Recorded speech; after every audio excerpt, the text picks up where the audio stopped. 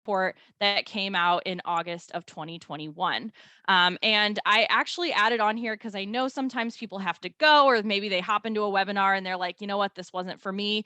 This QR code and then the link as well is the evaluation for this webinar. So if you find that you have to leave early, I still encourage you to fill it out. I want to know that you left early and you didn't enjoy it. That's totally cool. I really want your candid feedback on this program to make sure that we're providing the information that people want to hear.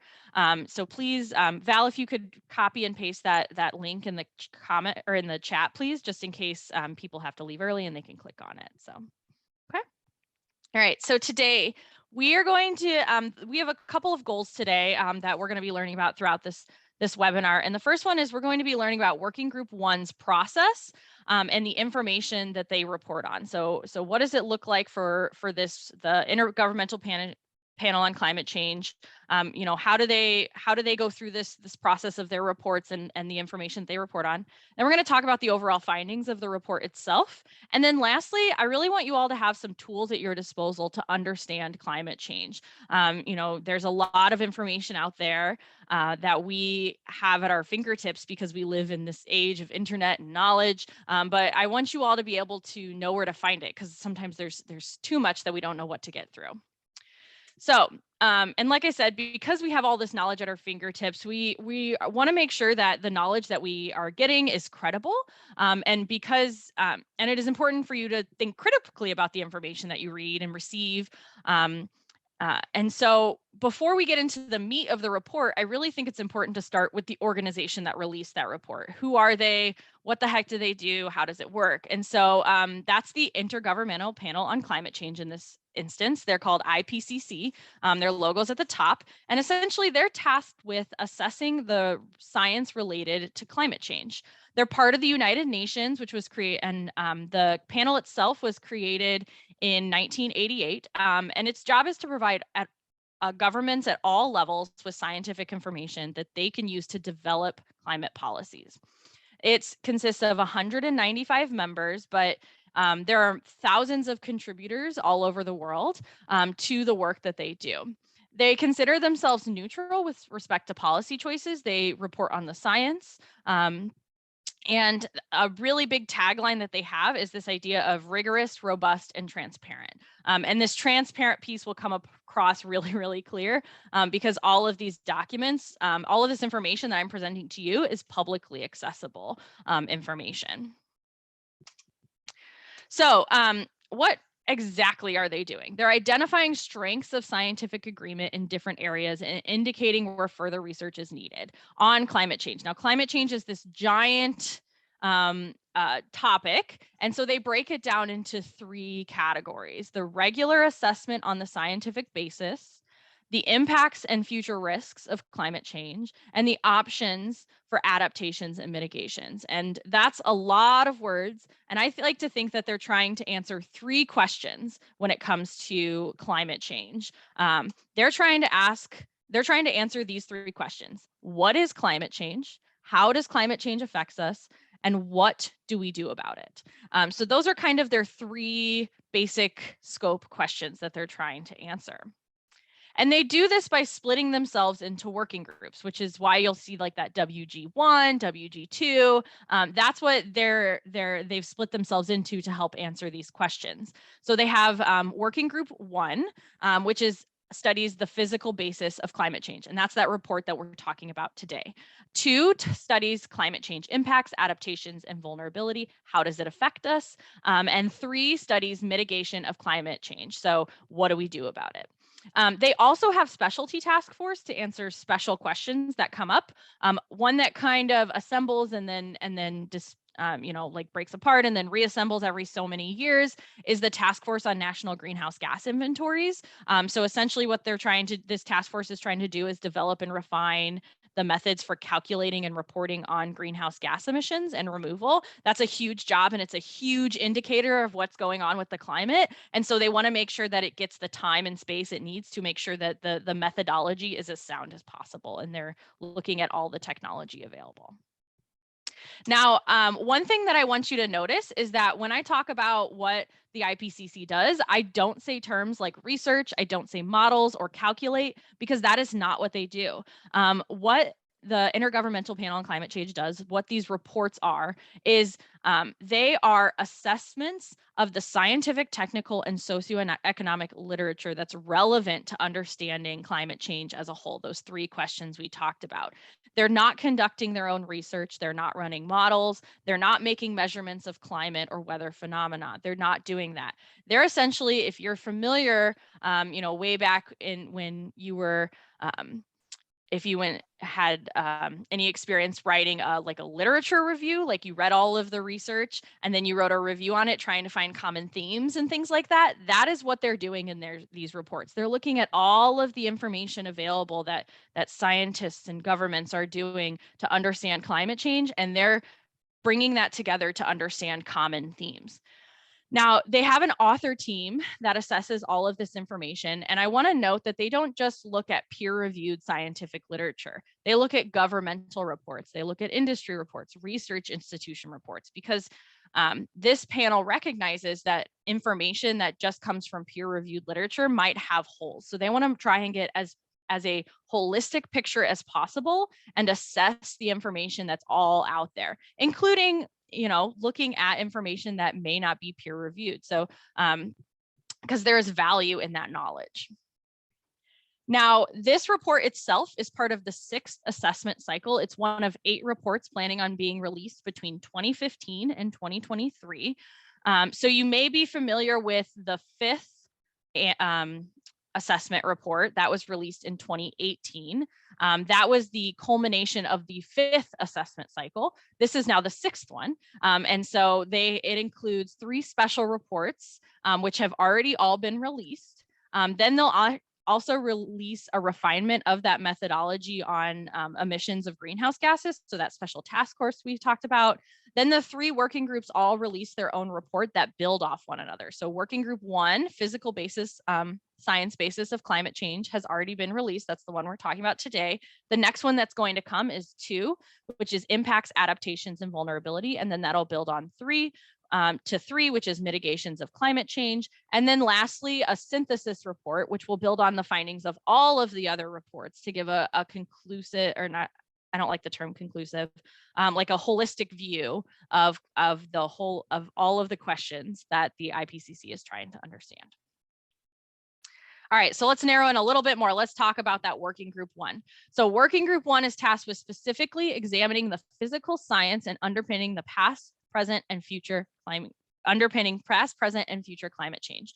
This report itself consisted of 234 authors from 66 countries. There were 517 additional contributing members to this report. And then in addition to that, they opened it for expert and government review. And so there were over 78,000 comments on this report as well before it was released for our public viewing. So this was a heavily vetted, heavily discussed report to make sure that every piece of information, every word in this report was exactly what they wanted it to say. Based on the current literature. And so they looked at a lot of indicators, a lot of topics. They looked at anything from greenhouse gases and aerosols into the atmosphere. They looked at, extreme weather, geochemistry and the carbon cycle, climate sensitivity. There's a lot of meat in this report. And essentially it kind of came down into 3 basic categories. Just go lie down. They were trying to look at complete pictures of the climate system, how it's changing, and the cause of that change. They also kind of came out based on the research with the variability of changes at regional level. They were able to understand carbon emissions that are compatible with climate and energy targets, interactions between the land and climate, how that works, and then links between climate and air quality. That is talked about a lot, air quality and how that's affected, especially we learned some when it came to COVID as well. So before I get into, I have one last thing I want to talk about before I talk about the meat of the report, and that is the language that they use. So certainty. With all of these authors, right? There are over 200 authors. They take all of the literature on the physical science. They assess as much literature as they can on the physical science of climate change. And that means that there's a lot of evidence out there. There's a lot of pieces that, make things feel super certain, but maybe there's other strings of evidence that disagree with that thing. And so they have a calibrated language. The IPCC developed a calibrated language. So that way, if a report says something that is, for example, virtually certain, that means the exact thing on page 1 of the working group 1's report as it does on page 3000 of the assessment summary that'll be released in 5 years or so. So this language means the same across the entire cycle. All of the 6th assessment cycle has the same exact language for certainty. And they provide guidelines on this. And this is actually a public document that you can review as well, to help the authors use this same language and to figure out what's the best way to talk about this. How do we want to make sure that this is stated in a way that expresses our certainty and things like that. And they have objective ways of evaluating this certainty they have 2 terms. They have a qualitative certainty and a quantitative certainty. So qualitative meaning it's more of like a type, it's without numbers. Quantitative means there's a value to it, there's numbers that are involved. And so we'll talk about the qualitative one first. That's described as confidence. And they measure confidence through the idea of validity. So validity looks at all of the evidence and it says, what type of evidence is it? How much is there? What's the quality of it? Is it consistent? And then is there a degree of agreement among the evidence? And so essentially, if something's considered robust, like stated here, that means that there's multiple consistent and independent lines of high quality evidence. Consistent meaning they're all saying the same thing. Independent meaning they're not connected to one another. They're not all funded by the same institution or coming from the same place or even from the same region. And so that is saying that relates to their confidence scale. So they have it over here saying that they have these 5 qualifiers for confidence. So if they're saying something is very high confidence, they mean that it has high agreement and has robust evidence. Okay. Now, when we're talking about quantitative certainty, that is called likelihood. So that is also a calibrated language. And it's based on, so they'll come up with the probability based on statistical or modeling analysis, maybe an expert view or a quantitative analysis. And again, same language used across. So if they have a number for it, if they're saying if they know that there's a probability of something happening, they're going to use the term that associates with that percentage of probability. So if a statement is said in the report that says it's virtually certain, they're talking about a 99 to 100% probability. So it's very, very clear and very, there's a lot of thought that goes behind every single word that is said, especially when it comes to talking about the future predictions. All right, so let's get into the meat of the report. The climate change report, the physical basis for science basis for climate change, Working Group 1's report has 3 main takeaways. The first one is about the past. It's changing, we know it, and we know why. Climate then is different than it is now, and we know why it's happening. The next one is about the present and kind of the future. We will see a temperature increase in the next 30 years. And I'll talk more about each of these in depth, but I wanted to kind of give you the overall picture first. And then lastly, we can do something about it, but it will take time. All right, so again, it's changing, we know it, and we know why. We will see a temperature increase in the next 30 years, and we can do something about it, but it will take time. So let's talk about that first statement first. It's changing, we know it, and we know why. Our climate is currently changing at an unprecedented rate due to human activities, and we are more certain of that now than at any other time. And the language used in this report, they use terms to describe the statement. They use unequivocal, indisputable. They're leaving no doubt when it comes to this statement that climate change is due to human activities. It's changing at a rate that's never seen before. Now, a direct quote from the report: human influence has warmed the climate at a rate that is unprecedented in at least the last 2,000 years. All right. So that is very, very strong statement. And I put the reference here just so if anybody's planning on looking back and finding this direct quote or finding more information on it, this is from the summary for policymakers. It's a little bit more readable than the 4,000 page report. And there's also like shorter versions as well. But this is the pages that I'm referring to are in the policymakers report. I thought that would be the most accessible for everybody. Okay, so so we've been warming the atmosphere, the ocean, the land, and we're seeing big and fast changes everywhere. Let's see what that looks like in a visual setting. All right. So they provide a few graphs, and I think graphs can be overwhelming if you don't give people time to study them. So I'm going to explain it, and then I'll give people a minute to kind of like look at it and really understand it. So right here on the y-axis, we have the degree Celsius change. So this 0 that's bolded right here, this is the average. This means that there is no change, okay? Anytime it's above that 0 means that there is an increase in temperature change. Anytime it's below means that there's a decrease in temperature change. The x-axis is time, okay? So they have all the way up until 2020. And so essentially these teal color right here is a reconstructed number based on past modeling, based on ice core data, things like that. And they've reconstructed what the temperature was each year over time. And these hashed portions are like that margin of error, like where they could be wrong.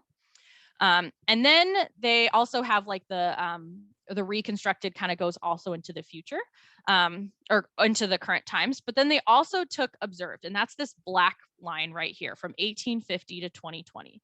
This is the observed temperature that deviates from the average, right? So it's deviating, going above the 0, and shows that we are seeing a change in temperature. Now, if you're wondering what that average number is, they take the average of the 1850 to 1900. That's what they consider that baseline 0. So that way, that was decent amount of time ago. So essentially, what this is showing us is that you don't have to do the calculations you can physically see the difference. That this is a much higher slope than any other change that we've seen across history. Now, we know that correlation does not necessarily mean causation, right? That's something that we hear a lot. It's like, oh, well, that's just what it says, but how do we know it's because of humans? And so, the researchers, the IPCC team looked at that and said, well, what does the research say about that? Does the research prove correlation, or does it, or causation, or are we just saying that it's, correlated? So they looked at that. They were like, well, if the factor is humans, human factors that change the climate, that warm the climate over time, let's separate those out. Let's just look at natural factors, those solar and volcanic factors that warm the climate over time. Those are things that naturally warm the climate. Let's simulate that. Let's take it out and see what humans, if we take out the human factor, what would the average temperatures be? And so that's this teal line right here. And the bar is the margin of error. And they found that it would stay of about average. There'd be some valleys, some hills along that, but it would mainly stay along that 0 line. So then they were like, well, maybe it's the model. Let's see what this the simulation says if we put it back in and we just put the humans in. And the model shows that if there's human and natural, it increases over time at this really, really high rate. And it matches the observed line as well. So we're seeing these changes and we're seeing that it matches with human influence, that human influence is the cause. So I'll leave these up for just like a minute to let people look at them a little bit closer, because like I said, sometimes graphs can feel really confusing, and even if somebody explains them to you. So I want to give people some time to digest. Just a minute.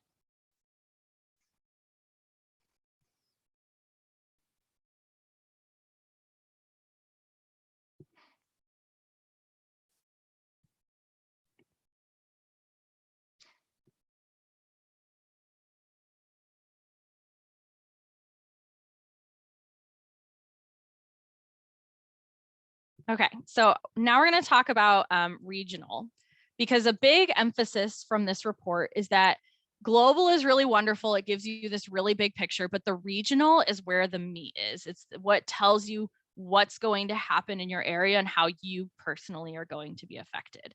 And so Illinois is in the Eastern North American region. So this is how they split up North America. Illinois is like somewhere around here. They don't show the Great Lakes, so it like looks a little confusing at first. But Illinois is in here, and I know there are people from other parts of the country in our webinar today. I saw that a few people registered from other states, but I'm with Illinois Extension, so that's what I focused on today. You're welcome, and I'll teach you. I'll have some tools as well that you can look up your specific area if you're not in Illinois. So Illinois is in the Eastern North American region, and essentially they say it's very likely, the report says it's very likely to see an increase in mean, average, and extreme precipitation events. All right, so very likely, again, that's that calibrated language. So that is 90 to 100% probability that that's going to occur. All right, and then they expect increase in river and precipitation flooding. Pluvial means flooding due to precipitation. And so that's a medium confidence of that statement. Now let's talk about the we know it part. How do we know it? Well, since the last report, they refer a lot to previous reports because they know that this assessment doesn't exist in a bottle. It exists in the real world in which previous reports existed. So they wanted to say, well, how do we know more? Well, this is what the previous report said. And that AR5 refers to assessment report 5. So it says we have more knowledge about our climate, the historic climate, and what drives changes in our climate. So essentially, science is doing its job. Science's job is to learn more about the world, to ask questions and learn more. And because we have better technology, better methodology, science is learning more. It's getting better at understanding the world around us. And that's because of this, and a big process in understanding climate science is it's called reanalysis, and it's really confusing. It's about it's essentially how climate models are, like how climate predictions, how they're modeled. It's a combination of observations and models to provide estimates of the evolving climate. But this process of reanalysis has gotten so much better since the last report. We have increased resolution, we've got extended records, we've got more consistent data assimilation. We're better at looking at the observations in the models and putting those together to understand what that means. And there's also more availability of uncertainty estimates. Now, the report does recognize a limitation of the reanalysis that currently exists, that these global scale changes to the water cycle aren't super accurate. And we'll talk about that in a minute, what that means. And that's why they emphasize the importance, though, of regional, because the regional reanalysis process is much more accurate and shows much more detail about what's going to happen at local levels and how the water cycle is going to be affected.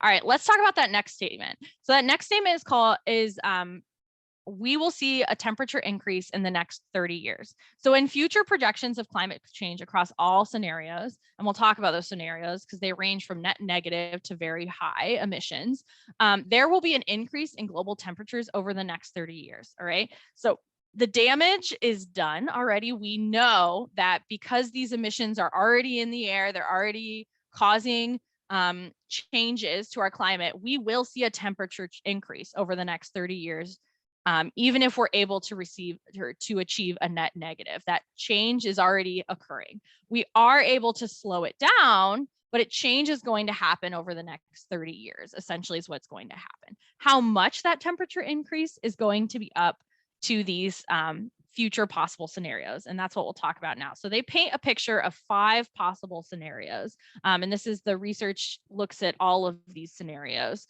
And so they report on all of that.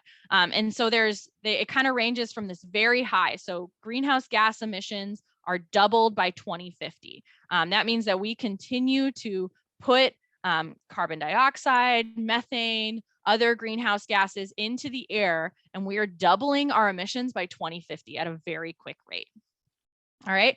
The next level is the next level down is high emission. So that means we're still releasing a lot of greenhouse gases. We're still continuing to release more year after year, but at a much slower rate, in that we're only doubling it only by 2100. Okay. So by the end of the century. Then there's the intermediate. That means greenhouse gas emissions are going to remain the same to the middle of the century until 2050, saying that, we're still releasing them into the atmosphere, but we're keeping it pretty stable. We're not releasing any more than we would have previously. Then there's the very low and low scenario. So that means greenhouse gas emissions, they decline to zero around or before 2050. So we're able to actually we're still releasing into the atmosphere, but at lower and lower rates each year until 2050, and we're able to get it to zero, net zero emissions. And then the last one is the net negative. So that's, there's like varying levels of that, but essentially we're able to store more carbon than we release. So we're hitting a net negative. So carbon is actually being sequestered or stored in places other than the atmosphere. Okay, so they look at all 5 of these scenarios and what it means. And so when I say in that previous slide that there's going to be an increase in temperature across all scenarios, that means for every single one of these, all 5 of these, there's still going to be a temperature increase in the next 30 years. It just depends on how much. And each of these scenarios we put in. So direct quote, page 15 from the summary for policymakers. With every additional increment of global warming, changes in extremes continue to become larger. So what does this mean? It means that as those higher case scenarios in which greenhouse gas emissions are doubled by 2050 or 2100, droughts are going to continue to become longer and longer and longer. Precipitation events are going to become harder and longer. And all of those effects of an increased temperature are going to become more extreme with each degree increase. And they demonstrate this through a couple of maps. And we'll get to explore this actually interactive map in a little bit. So bear with me. So this is the observed map right here, what I have circled. This is what we've observed based on a 1 degree change. We've actually are at 1.07, if I remember correctly. So this is that 1 degree change is what it's showing. And then they also have the simulated change right next to it, right over here. And so it's showing pretty similar, but it's some unexpected cooling and then also lack of data in the south, southern hemisphere. So, and then it shows, so yeah, so here's that simulated change. And then I'll bring up, so these bottom ones are showing what the change would be if we saw a 1.5 degree global warming, okay? So notice that the top gets redder and more extreme. Then if let's just jump on over to 4, notice the changes in the colors, they're much darker. And the darker the color, the greater local increase of temperature. So if we have a global average temperature that's 4 degrees more, these average temperatures on local scales are going to be more and more extreme. They're going to get much hotter. Now let's look at annual precipitation change. So the more teal it is, the more wet, the more brown it is, the more dry, okay? So they have these 1.5 degree change. We notice that, along these belts here, we'll see drier. And then along the equator and the poles, we'll see wetter. And that just continues to be more and more drastic the more temperature increase that there is. Now this one's actually really cool. I think this metric is a really neat one because I'm kind of a soil nerd. And so this one looks at soil moisture change, which is a really interesting metric because it affects crops and food security and people able to grow food. And so again, more teal means wet, more brown means dry. And we're noticing that as temperatures increase, there's these more drastic changes that occur. And the colors just continue to get deeper and deeper. So this is all really cool and really static, but there's actually this, one of the neatest things about the report, the recent Working Group 1 report, is that they made an interactive atlas, that's what they call it. And it's an interactive map in which you can see if I had, certain scenarios in what region of the world, how is it going to be affected? So I'm going to show you a little bit on how that works today. And I will also, Val's going to share the link at the end of this program because I wanted to make sure that you all got the chance to kind of see how it works, first. So I'm going to pull it up and actually walk you through it because like I said, I just think it's very cool and it just takes kind of a minute to get your bearings. But it's also very, very neat to play with if you're kind of a data nerd like me and you want to see some really interesting visualizations. So here's the website. Again, we'll share the link at the end of this webinar. And it already has like this really cool, like live shows you changes that you can interact with and see the differences.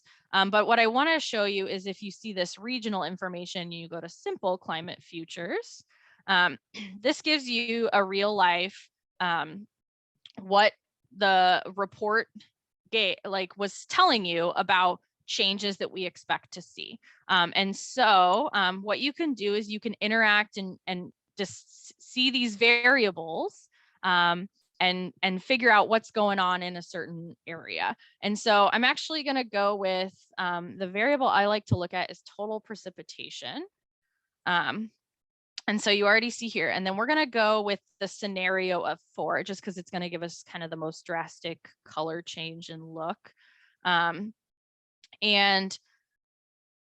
so you already kind of see like the big picture change here, but we want to see what's going to happen in our region. So I'm going to zoom in a little bit, and you can zoom in this way, and you can actually drag the map around. Okay. And another kind of neat thing I want you to note here, same legend applies. The darker the teal, the more wet it is, the darker the brown, the drier it is. But one thing I want to note is that as you notice, if you keep your eye on this left legend right here, while I'm moving my mouse around, you notice that there's a mark that changes as I move my mouse around. And that's because it's like showing me exactly what that temperature change or that precipitation change will be. So it's very neat. It kind of shows you this real time, like where your mouse is. So, okay, so we're in the Eastern North America. So we're going to click that and it's going to pull up a chart for us. And you can make it larger if you need to. And essentially what it's going to do is it's going to show us precipitation changes over time. So it's showing us, we're going to see an increase. And these different numbers are different, or these different like lines that are showing up here are different models. And there's so many different visuals for you to see here to see how things are changing. But my favorite one to look at is the seasonal stripes model, because I think it tells you something about precipitation or temperature over time and how it's changed within a season over time. So essentially this x-axis is our years, and this y-axis is our months. And then each box will tell you that precipitation change. So again, more brown means drier, more teal means wetter. And so this tells us that seasonally, we're going to see really big differences. So historically, we saw that, it was just like a generally drier area with some wet months. But as we go further into the future in this 4-degree scenario, we see that there is a legitimate and drastic wet season that occurs in October through April, and then followed by a very dry season in between. And so that is a drastic change. And then you can play around with this too. You can be like, well, okay, what about like in a 2-degree scenario world? Does that happen? And the answer is still yes. So like it helps you kind of see and play around with the data to see what am I looking at and how do I comprehend this information. And I wanted to make sure I showed you all this because this particular report has a lot to share. And I'm going to go back to the presentation and a lot of really, really interesting information at your fingertips. Some of that information may be incredibly relevant to you and some of it may not be. So it's important that you kind of look into it and see what you want to know. But I also didn't want to just share, an hour of like, here's fact, fact, fact. I also wanted to give you the tools in which you can learn more information if you wanted to. So that's that interactive atlas. And I'll give you my email at the end too. If you're like, I need some help, I need like more walkthrough on this, like we can do that, or we can play around together and see how that works. That's something I would be happy to do with you. So, all right. So let's talk about that third point. Let's talk about how we can do something about it, but it will take time. All right. So one thing that I want to note is that this report, again, reports on the physical basis for climate change, the physical science basis. It does not say, if you make these policy changes, if you do these things, this is what's going to happen. That's the job of report 2. They're talking about adaptations. Report 3 is talking about mitigations. This is saying what scientifically needs to happen. What is the physical science that needs to occur in order to, change the temperature to get us back to 1.5 or 1 or, back to the average. And so if you're saying, well, you didn't really give me any solutions, it's not really that kind of solution. Like it doesn't talk about like, what can we do about it in that sense? Like, so to go into this, it says by limiting carbon dioxide emissions, we can limit human-induced global warming. However, it will take approximately 20 years to see the effect of that limiting. So it's very difficult because it's a delayed reward, right? So if limitations need to occur, but we won't see that reward until later. And so doing something about it means carbon storage or releasing less carbon, but we need to get to a net negative, right? So that's kind of the scenario in which we're reducing. And so under scenarios with increasing carbon dioxide emissions, the ocean and land carbon sinks are projected to be less effective at slowing the accumulation of carbon dioxide in the atmosphere. So we actually already have some really wonderful, the Earth has some really cool carbon storage techniques. They store it in the ocean. A lot of carbon goes to the ocean and a lot of carbon goes into the land. But this chart demonstrates, and I'll explain it, it is, and I'll give you this overall what it means, but then I'll explain it a little more in depth, is that the ocean and land are only have so much capacity. And so each of these demonstrates each of the 5 scenarios. We talked about each of these bars. So blue being the net negative, dark red being the very high scenario in which we double emissions by 2050. And it's showing that, the capacity increases a little bit, but not nearly at the rate in which it's being, carbon dioxide is being, and greenhouse gases are being put into the atmosphere.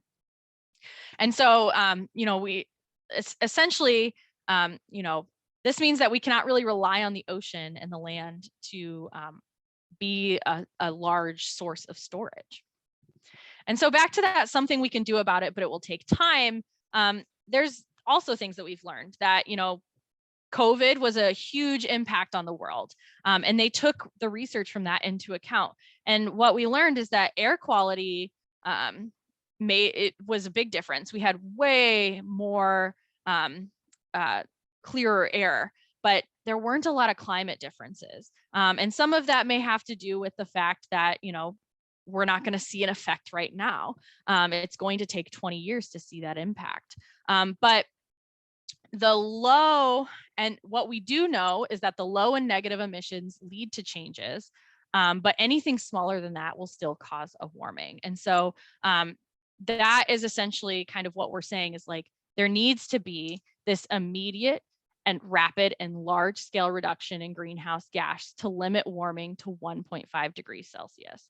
And if we don't, then that will be beyond reach. And that's what the physical science says about limiting warming in the first place. And they give some, like I said, those scientific basis for what needs to happen to reduce emissions. So, we need to limit carbon dioxide emissions. We need to reach at least net zero carbon dioxide emissions. There needs to be strong reductions in greenhouse gas emissions and strong, rapid, and sustained reduction in methane, which is actually a much more effective at warming the climate than carbon dioxide. But because carbon dioxide is in such abundance and methane doesn't stick around in the atmosphere as long. It's still very, like, it still needs to be reduced, but that's why carbon dioxide usually gets like the time of day and like the air channel it does. So, okay, so back to, I wanted to bring us back into our three main takeaways, to make sure that, you know, this was kind of hit on. And if you're one for like screenshots or something, like you can do that. That's fine. I can also like include this slide on like a handout or something if you would like to request it. But these three main takeaways: the climate is changing. We know it and we know why. All right. We will see a temperature increase in the next 30 years and we can still do something about it, but it will take time to see that effect. So the other thing I wanted to talk about was that you can do this work. All of this information presented to you, everything that I've talked about in the last 43 minutes, it's all available to you. It's all publicly accessible. There are multiple versions of the report. There's a 2-page fact sheet specifically on the region, on each region. And then there's also a 4,000-page full report that includes like the technical summary, the policymaker summary, and all of that. And so it's all accessible, including any kind of the documentation that the authors use to guide their thinking. There's even communications documents on, you know, how do we talk about this in this way. There's even example PowerPoints that you can use to present this information if you feel like you want more graphs and you didn't get some of this information that you wanted. And so what I wanted to show you is that this website, if I can get it to pull up, there we go. Like I said, is publicly accessible. So this is just the Working Group 1 website. If you click on the logo, you can get to the full Intergovernmental Panel on Climate Change website. And they have all of this information available to you. Here's all the reports. Here's those 3 reports that have been released in the 6th assessment cycle, if you're interested in those. Here's the physical science basis report from 2013. So from the 5th assessment cycle, if you're like, well, how much change? I want to read the 4,000-page one last time, feel free. And all of those reports from the 4th or from Working Group 1 are all back here. So even from 1990, 1992. They include additional resources as well. So here's their communications handbook. They have the role of review editors. So if you're like, you know, I don't know if these editors were doing the right thing, read it yourself, figure out what you think, you know, about the work that they've been doing. And so there's lots of information available to you. Okay, so the last thing I wanted to leave you with before I open it up for questions is just a quick message of hope. This webinar today is about the facts, and the facts can feel really daunting, but all of you here showed up because you saw the title and the facts sounded interesting to you. They were something that you wanted to learn about, but I caution you, the facts are valuable for your understanding. But what I know as a professional communicator, it is not the end all be all. And people who weren't interested aren't here today, probably. They didn't want to know the facts. They weren't interested. What matters and what people are really interested in is you and your climate story. The message, that's the message that, you know, you all can share today, going beyond this, is have a conversation with someone, your friend, your neighbor, your family member about climate change. It can be about this webinar, it can be brief, it can be sad, it can be hopeful, it can even be unproductive. But it was a conversation, and you never know if that conversation will be the one that empowered someone who had the power to do something about it. And so I just don't want you all to walk away from this webinar feeling like it's all over because, you know, despair isn't going to get us anywhere. And this is only one report in a series of 8 reports that are going to tell us more about all this information. And so, yeah.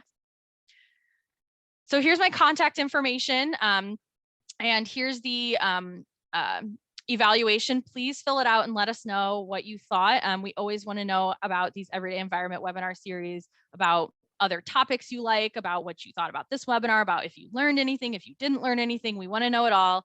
And I also encourage you all to attend next month's webinar on the Illinois Nutrient Loss Reduction Strategy Report.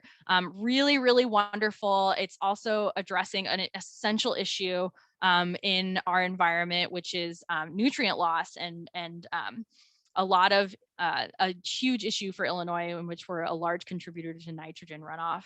And so I really, really encourage you to check that out next month as well. So we'll open it up for questions. I see there's a few things in the chat.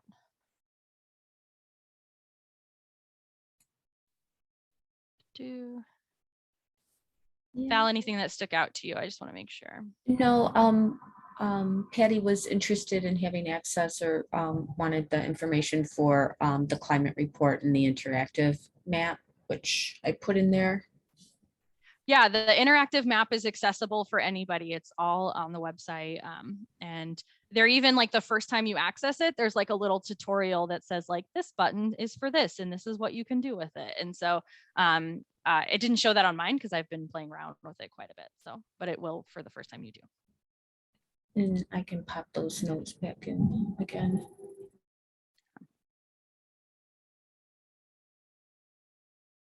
Muted.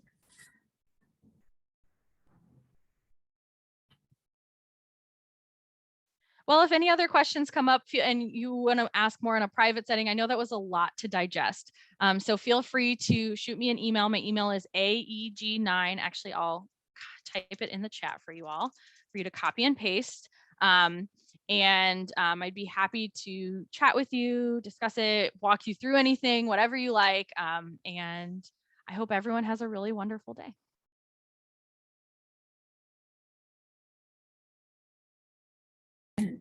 I'm sorry, I was muted, but there were no other questions, just the one from Patty.